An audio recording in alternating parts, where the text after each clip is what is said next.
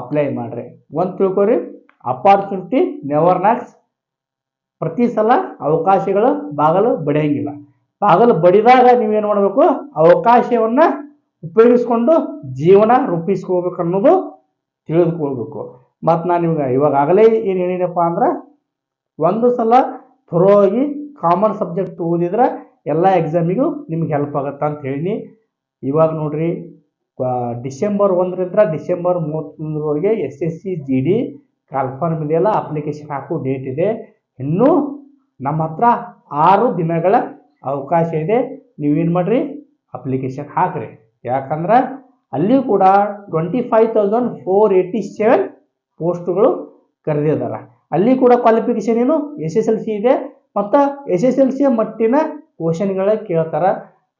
ನನ್ನ ಯೂಟ್ಯೂಬ್ ವಿಡಿಯೋಗಳನ್ನು ಫಾಲೋ ಮಾಡ್ತಿದ್ರ ಆಲ್ಮೋಸ್ಟ್ ಆಲ್ ಇವು 2 ಪೋಸ್ಟ್ಗಳು ಕೂಡಿದ್ರೆ ಸರಿ ಸುಮಾರು 50,000 ಪೋಸ್ಟ್ ಆಗ್ತಾವೆ. 50,000 ಪೋಸ್ಟ್ಗಳನ್ನ ನೀವೇನು ಮಾಡ್ಬೋದು, ಈಸಿಯಾಗಿ ಕ್ಲಿಯರ್ ಮಾಡ್ಬೋದು. ಬಟ್ ಡೈಲಿ ಪ್ರಿಪ್ರೇಷನ್ ಇಟ್ಟಿರಬೇಕು, ರಿಪಿಟೇಷನ್ ಮಾಡ್ತಾ ಇರಬೇಕು.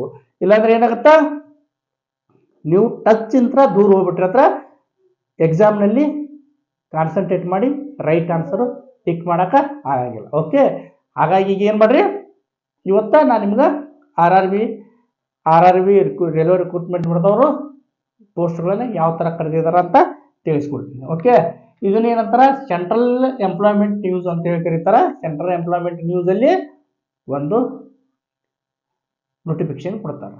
ಆ ಸೆಂಟ್ರಲ್